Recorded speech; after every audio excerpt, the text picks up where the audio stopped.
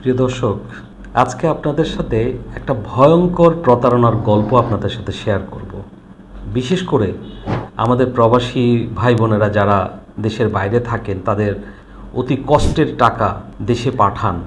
Tap সেন্ডের মতো যেসব mobile অ্যাপসগুলো আছে, যেগুলো দিয়ে আপনারা দেশে টাকা পাঠান, এই ট্যাপ সেন্ডের মতো করে একটা চক্র, জালিয়াত চক্র, তারা কিভাবে প্রবাসী ভাই বোনদেরকে প্রতারণার জালে ফেলছেন। আজকের এই ভিডিওটা আপনারা, পুরো ভিডিওটা যদি আপনারা না শুনেন এবং না দেখেন, আপনারা অবাক হয়ে যাবেন। আজকে আমি আপনাদের সাথে একটা মারাত্মক প্রতারণার গল্প আপনাদের সাথে আমি শেয়ার করব এবং আপনাদেরকে শোনাবো। তো তার আগে বলছি, যারা আমাদের প্রবাসী ভাই বোনেরা আছে, এখন থেকে আপনারা যারা দেশে আপনাদের কষ্টের টাকাটা আপনাদের প্রিয়জনের কাছে পাঠাবেন, তার আগে কাদের মাধ্যমে টাকা দিচ্ছেন, হুন্ডির তো প্রশ্নই আসে না। হুন্ডি করবেন না। এটা দেশের এবং রাষ্ট্রের জন্য এটা কতটা মারাত্মক ক্ষতি বয়ে আনে। হয়তো সাময়িক কয়টা টাকা একটু বেশি পাবেন, কিন্তু দিন শেষে এটা, যদি দেশকে ভালোবেসে থাকেন, দেশের প্রতি মমত্ববোধ থাকে, কখনো হুন্ডিতে টাকা পাঠাবেন না। যাই হোক, আজকে আমার টপিকসটা হলো ট্যাপ সেন্ডের জালিয়াতি এবং এটা প্রতারণা চক্রের গল্প। আমি গত এক সপ্তাহ আগে আমি একটা কল পেলাম। দর্শক, আমি কল পেলাম দেশের বাইরে থেকে, দুবাই বা এই জায়গাটাতে। আমি পুরো ওনার নাম ঠিকানা বা আমি ওভাবে স্পেসিফিকলি আমি মেনশন করছি না, বাট মিডিল ইস্টের একটা দেশ থেকে উনি প্রায় 1.5 লক্ষ টাকার মতো উনি পাঠিয়েছেন। এই টাকা পাঠিয়েছেন ট্যাপ সেন্ডের মাধ্যমে। এরপর উনি কল দিচ্ছেন বারংবার, তারা কেউ অফিসের কল ধরছেন না, এবং উনি বাড়িতে যোগাযোগ করেও ওনাদের টাকাটা ব্যাংকে যায়নি। ব্যাংকের সকল ডিটেল দিয়েছেন। তখন তিনি আমাকে ফোন দিয়ে উনি জানালেন, আপনারা কি, এটা কি ট্যাপ সেন্ডের অফিস কিনা? তো আমি ওনাকে বললাম যে না, দেখুন, এটা একটা সফটওয়্যার ফার্ম, এটা ট্যাপ সেন্ডের অফিস না। তো ওনাকে বললো, প্লিজ আমাকে একটু হেল্প করেন, আমি টাকা পাঠিয়েছি ট্যাপ সেন্ডের মাধ্যমে, আমাকে একটু আপনারা হেল্প করেন। তা আমি ওনাকে বললাম যে দেখেন, এইটা তো একটা সফটওয়্যার ফার্ম, এখানে তো আমরা ট্যাপ সেন্ডের কোনো এজেন্সিও না, আমরা কোনো টাকা পাঠাই না। কিন্তু তখনও দর্শক, আমি ব্যাপারটা বুঝতে পারিনি যে তিনি কোথা থেকে আমার নাম্বার পেলেন এবং কেন পেলেন। তো যেহেতু আমরা সফটওয়্যার ডেভেলপ একটা আইটি ফার্ম, আমাদের বিশ্বের বিভিন্ন জায়গা থেকেই আমাদের ওয়েবসাইট হয়ে অনেক ক্লায়েন্টরা আসে। আমার সফটওয়্যার কোম্পানির নাম হলো GPIT গ্লোবাল প্রফেশনাল আইটি। আমার ওয়েবসাইট হলো www.gpit.com.bd।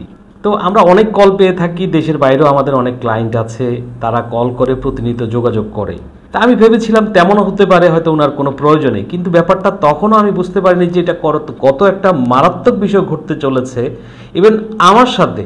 তো এর পরবর্তীতে আমি ওনাকে বললাম, না, এটা ট্যাপ সেন্ডের কোনো অফিসও না, আমরা এই ধরনের কোনো কাজের সাথে যুক্ত না, আমি আপনাকে কোনো হেল্প করতে পারছি না, এটা একটা সফটওয়্যার ফার্ম।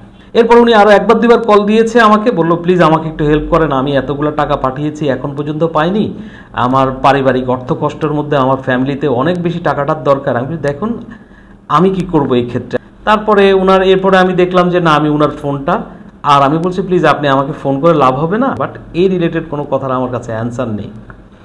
এর পরবর্তীতে যেটা ঘটলো, প্রায় এক সপ্তাহ পরে আমি ডিটেকটিভ ব্রাঞ্চ থেকে একটা কল পাই। পুলিশের একজন অফিসার আমাকে কল দিয়েছেন। তো প্রথম উনি কল দিয়েছেন কিন্তু পুলিশের অফিসার হিসেবে না, উনি আমাকে ফোন দিয়েছেন। সেটা বলল, আমার হাতে দর্শক একটা ট্রেড লাইসেন্স আছে, যেটার আমি ফটোকপিটা আমি করে রেখেছি, বা আমার কাছে সকল ডিটেল আসছে, তো আমি সেটা করেছি। তো আমাকে বললো যে আপনি কি বেলায়েত হোসেন কিনা? আমি বললাম যে না, আমি তো বেলায়েত হোসেন না, আপনি কাকে চাচ্ছেন? আচ্ছা, আমি বেলায়েত হোসেন। আমি না, সরি, ইটস রং নাম্বার। এ কথা বলে আমি আমার লাইনটা কেটে দিয়েছি, কারণ যেহেতু আমি বেলায়েত হোসেন না, আমি কেন কথা বলবো। আর যিনি কথা বলেছেন উনি তো ওনার পরিচয়টা দেননি আমাকে প্রথমে। আমি এর পরবর্তীতে উনি আবার 1 মিনিট পরে উনি আমাকে কল করলেন যে এটা কেমন ধরনের অভদ্রতা, আপনি না বলে ফোনটা কেটে দিয়ে দিলেন। তো আমি ওনাকে বললাম, আপনি তো চাচ্ছেন বেলায়েত হোসেনকে, আমি তো বেলায়েত হোসেন না। এরপরে দর্শক আপনাদেরকে যদি বলি, এরপরে বললো যে আমি ডিটেকটিভ ব্রাঞ্চ থেকে, আমি স্পেশাল ব্রাঞ্চ থেকে আমি বলছি, আমার নাম অমুক, এটা। আমি হ্যাঁ, আপনি পরিচয়টা তো আমাকে আগেও দিতে পারতেন। এরপর আমিও আমার পরিচয়টা দিলাম যে আমার নাম ইমদাদুল হক, আমি একটা সফটওয়্যার ফার্মের প্রধান নির্বাহী হিসেবে কাজ করছি। আমি আমার সকল কথা বললাম। উনি বলল যে ধরে এবার একদম কাম টু দ্য পয়েন্টে চলে আসলো যে আপনাকে কয়টা স্ক্রিনশট পাঠাচ্ছি, স্ক্রিনশটটা দেখুন, স্ক্রিনশটটা দেখার পরে আপনি আমাকে জানাবেন, আর আপনার এই কনভারসেশনগুলো সকল আমাদের রেকর্ডে আছে। আপনি অমুকের কাছ থেকে অমুক অ্যাপসের মাধ্যমে এভাবে আপনার টাকা নিয়েছেন, যে অ্যামাউন্টটা পাঠিয়েছে $1,50,000 টাকার মতো, সকল কিছু উনি পাঠালো, অ্যাপসের ডিটেল পাঠালো এবং বলল আমাকে একটা ট্রেড লাইসেন্স পাঠালো। দর্শক, জালিয়াতির যে একটা রকম থাকে, দেখেন বাংলাদেশে এখন ট্যাপ ট্যাপ সেন্ড হোক, ওদের নাম করে, আমি বলবো না ট্যাপ ট্যাপ সেন্ড, ওদের একটা যে কোম্পানিটা প্রায় বিশ্বের 70টা দেশের মতো তাদের সার্ভিসটা দিয়ে থাকে, এর মধ্যে ট্যাপ ট্যাপ সেন্ডটা, এটা ট্যাপ ট্যাপ সেন্ড ইনকর্পোরেশন, এটা ইউএসেরই একটা কোম্পানি, ইউএসের একটা কোম্পানি। আমি তাদের ওয়েবসাইটের যাবতীয় সকল কিছু আমি জানি। আর এছাড়াও জানেন আপনি ট্যাপ ট্যাপ সেন্ড জনপ্রিয় করার জন্য বাংলাদেশের আমাদের যারা ইনফ্লুয়েন্সাররা আছে, নাদির অন দ্য গো, তারপরে আরও অনেকেই ট্যাপ ট্যাপ সেন্ডের তাদের বিভিন্ন প্রমোশনাল ভিডিওগুলোতে আলাপ আলোচনা করে থাকে। তো এটা একটা ট্রাস্টেড প্ল্যাটফর্ম, এটাতে কোনো সন্দেহের অবকাশ নেই। কিন্তু এই ট্রাস্টেড প্ল্যাটফর্মে এই আপনার প্রতারক চক্র নিজস্বভাবে অ্যাপস তৈরি করে হুবহুব মানে রেপ্লিকা ওইটার মানে জাস্ট এটাকে একটা কপি করে একটা অ্যাপস করে কোনো রকম নাম সর্বস্বহীন কোম্পানি প্রতারণা করার জন্য, তারা প্রতারণার আশ্রয় যেভাবে নিয়ে থাকে, বিটিং কোম্পানিগুলো যেভাবে নিয়ে থাকে, তারা টাকা পয়সা দেয়, সারা দিন রাত 24 ঘন্টা মানুষ অনলাইনে ফোনে ব্যস্ত, তারা বিটিং করতে থাকে ক্যাসিনোর মতো। এর পরবর্তীতে তাদেরকে প্রথম অবস্থা ফ্রি ক্রেডিট দেয়, এরপরে যখন ওটা শেষ হয়ে যায় তখন নিজের পকেট থেকে টাকা ভরে, নগদ বিকাশ তো রয়েছেই। এর পরবর্তীতে যখন একটা নির্দিষ্ট অ্যামাউন্ট হয় তখন ওই অ্যাপসও আর থাকে না, তার সকল টাকা চলে যায় এবং এতে সর্বশান্ত।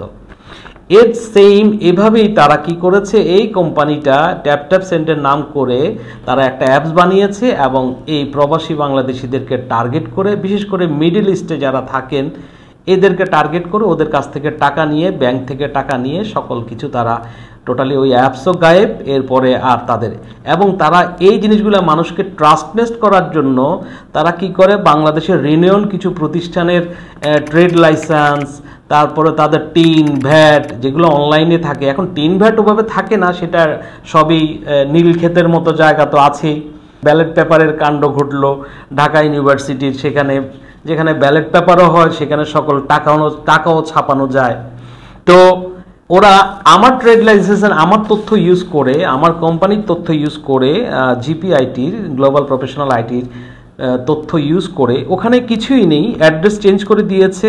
আমার নাম ছিল ইমদাদুল হক, এই যে ট্রেড লাইসেন্সটা এখানে, ওর নাম চেঞ্জ করছে বেলায়েত হোসাইন, পিতা মুজিবুর রহমান, নেসা আক্তার, জাস্ট আরও অন্যান্য। এক্সচেঞ্জ কোম্পানি, এটা একটা এক্সচেঞ্জ কোম্পানি, অথচ আমাদের এটা ছিল একটা আইটি ফার্মের জন্য। তো সেখানে সকল কিছু চেঞ্জ, শুধু দুটো জিনিস, তিনটা জিনিস আমার সাথে মেলে।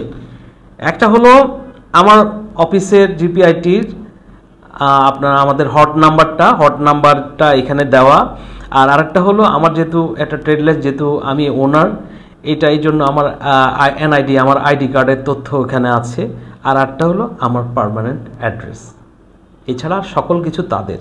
তো ওই জায়গা থেকে তারা নাম্বারটা নিয়েছে। তখন আমি পুলিশের ওই ভদ্রলোককে আমি বললাম যে দেখেন, আপনারা এখন বর্তমানে যারা প্রতারক চক্র আছে তারা কতভাবে এই ধরনের কাজগুলো করতে পারে আপনারা জানেন। এইটা তো আপনারা আমার ট্রেড লাইসেন্সটা, তো যদি ট্রেড লাইসেন্স নাম্বারটাও তো প্রেস যদি করেন, সিটি কর্পোরেশনে যদি যান, এই ট্রেড লাইসেন্সটা কার আন্ডারে, কে এটার ওনার, কিভাবে, তাহলে তো সকল কিছু পেয়ে যাবেন। তো আসলে এটা তো তখনই প্রমাণিত হয়। তারপর আমি ওনাকে বলেছি আমি আপনাদেরকে সকল ধরনের সহায়তা করব, কারণ এই ধরনের প্রতারক চক্র এরা দেশের সাধারণ মানুষকে এরা ঠকাচ্ছে। এদেরকে আইনের আওতা আসা উচিত।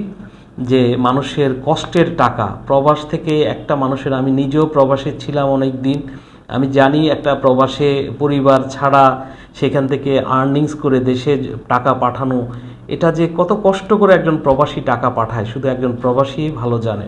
তাদের সেই কষ্টের টাকা আরেকজন এভাবে জালিয়াতি করে মেরে দিবে, তো আমি পুলিশের কর্মকর্তা ওনাকে বলেছি আমি আপনাদেরকে সকল হেল্প করব এবং ট্যাপ ট্যাপ সেন্টে আর যারা টাকা পাঠান, দেখুন দর্শক, আপনারা এখন যখন আজ থেকে 90 দশকে বলবো না, অ্যাটলিস্ট 2000 সাল এর আগে এই সময়টা পর্যন্ত বা 2008-9 সাল পর্যন্ত ধরেন যখন ফেসবুক আসলো 2004 পর্যন্ত আমি ধরি, আমরা কি হতো, আমরা বিদেশ থেকে যারা টাকা পাঠাতো তারা বিদেশ থেকে টাকা সরাসরি ব্যাংকে যেত, ব্যাংক ড্রাফট করতো, একটা চ্যানেল ছিল।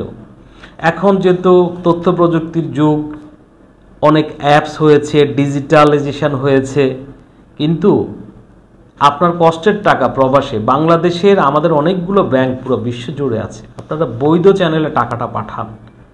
কেন অ্যাপসে কিছু টাকা বেশি পাবেন, আমি বলবো না যে অ্যাপসে টাকা পাঠানোটা অন্যায়, আপনারা পাঠাবেন, কিন্তু যারা তথ্য প্রযুক্তি সম্পর্কে অত কোনো জ্ঞান ধারণা রাখেন না, আপনারা সংশ্লিষ্ট যে দেশেই থাকেন সেখানে ব্যাংকগুলো থাকে, সরাসরি আপনার টাকাটা পাবেন। এখানে হয়তো একটু দেরিতে পাবেন, 2-3 দিন হয়তো অ্যাপসগুলোতে দিলে সাথে সাথে একটা মেসেজ আসে, সেটা নিয়ে আপনার ব্যাংক থেকে টাকাটা উঠাই নিতে পারেন বা কোডে টাকা চলে আসে, সেটা ঠিক আছে। কিন্তু যারা ভালোভাবে জানেন না, আপনারা বৈধভাবে আমাদের ব্যাংকিং চ্যানেলে আপনারা টাকাটা পাঠান। এই দিক থেকে দুদিক থেকে ভালো, আপনার কোনো প্যারা নেই, আপনার কোনো মানসিক অশান্তি নেই, টাকা আসবে হয়তো 2 দিন পরে বা 1 দিন পরে। আর কখনো হুন্ডিতে যাবেন না, দেশের পাশে দাঁড়ান, দেশকে ভালোবাসেন। তো আজকে আমি এই ভিডিওটা করার জন্য আসলে এই সবাইকে একটা অ্যাওয়ারনেস দেওয়ার জন্য আসলে এই ভিডিওটা আমার করা।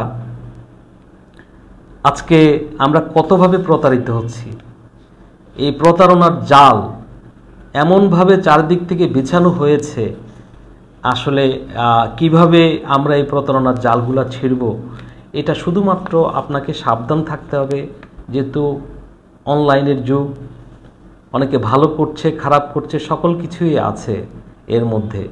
এখন আপনাকে চুজ করতে হবে আপনি কতটা কিভাবে ভালো থাকবেন। এছাড়া তো ফোন হ্যাক হয়ে যায়, কম্পিউটারে হ্যাক হয়ে যায়, সেগুলো হয়তো অন্য আরেকদিন কিছু ব্যাপার নিয়ে হয়তো কথা বলবো। যেহেতু এই কথাগুলো বলার একটা কারণ আমরা যেহেতু তথ্য প্রযুক্তি নিয়ে একটু কাজ করি, কিছুটা জ্ঞান রাখি, সেই পার্সপেক্টিভে আসলে আপনাদেরকে জানানোর জন্য সেটা নিয়ে একদিন আসবো আপনাদের সামনে, যে কোন ধরনের লিঙ্কগুলোতে যাবেন, কেন সেই লিঙ্কগুলোতে আপনারা ইন করবেন আর কোনটাতে করবেন না, কিভাবে নিজে সেফ থাকবেন। ফেসবুকের আপনার যেহেতু এখন সবাই ফেসবুক ইউজ করেন, ফেসবুকের আইডি হ্যাক হয়ে যায়, পার্সোনাল ইনফরমেশান চলে যায়, আবার সেটাকে রিটার্ন ব্যাক করার জন্য অনেক বেশি টাকা চায়। তো এইগুলো তো আছেই। তো যা হোক, আজকে আমি আর অন্যদিকে যাব না, আপনারা সবাই সাবধানে থাকবেন। আর প্রবাসী ভাইরা, আপনারা আপনাদের টাকাটা বৈধ চ্যানেলে পাঠাবেন। যাদেরকে দিয়ে পাঠাবেন আগে দেখবেন তারা কারা, তাদের ওয়েবসাইট আছে, সেখান থেকে সকল তথ্য প্রয়োজনে তাদের সাপোর্টে গিয়ে, যেমন ট্যাপ ট্যাপ সেন্ডের আপনার support@taptapsend.com, ওদের এই সাপোর্টে গেলেও আপনারা পাবেন, ওইখানে তাদের সকল অ্যাবাউট আস, কন্ট্যাক্ট আস, সকল কিছু আছে, তাদেরকে ফোন দিতে পারবেন। এখন দেখেন একটা অ্যাপ দিয়েছে, তারা কারা, বাংলাদেশ গভর্নমেন্টের কি তাদের কোনো অনুমোদন আছে কি না, সংশ্লিষ্ট শাখা তারা কাদের সাথে যুক্ত। যেমন আমরা সফটওয়্যার কোম্পানির সাথে যুক্ত, আমরা সফটওয়্যার ডেভেলপ করি, আইসিটি নিয়ে কাজ করি, আমাদের সংশ্লিষ্ট একটা অ্যাসোসিয়েশন আছে, সেটা হলো ব্যাসিস, বাংলাদেশ সফটওয়্যার অ্যাসোসিয়েশন, কোয়াব আছে, আরও অনেকগুলো আছে, যারা যেটার সাথে যুক্ত।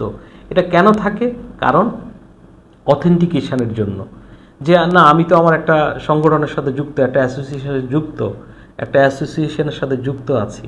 তো আপনারা যেভাবে টাকাগুলো যাদের মাধ্যমে পাঠাবেন, তারা কাদের সাথে যুক্ত, তাদের কি সকল অথরাইজেশন আছে কি না, অনলাইনে একটা ট্রেড লাইসেন্স বা একটা টিন ভ্যাট আরেকজনের কপি করে সেটাকে দিয়ে দিল, আপনাদেরকে পাঠাই দিল, আর আপনারা অমনিতেই বুঝে ফেলেন, একটা অ্যাপসের লিঙ্ক পাঠালো, সেখানে টাকাটা দিয়ে দিলেন।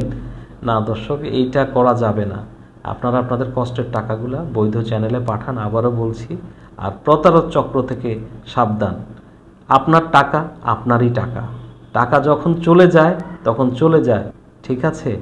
তো যা হোক, সবাই ভালো থাকবেন, সুস্থ থাকবেন। আমি পরিশেষে একটা কথাই বলবো, থাকুন তথ্যের সাথে, থাকুন প্রযুক্তির সাথে, না হলে আপনার কপালে দুর্ভোগ আছে। সবাই ভালো থাকবেন, সুস্থ থাকবেন। Have a nice day. Take care. পরবর্তীতে অন্য কোনো ভিডিওতে আবার দেখা হবে। আসসালামু আলাইকুম।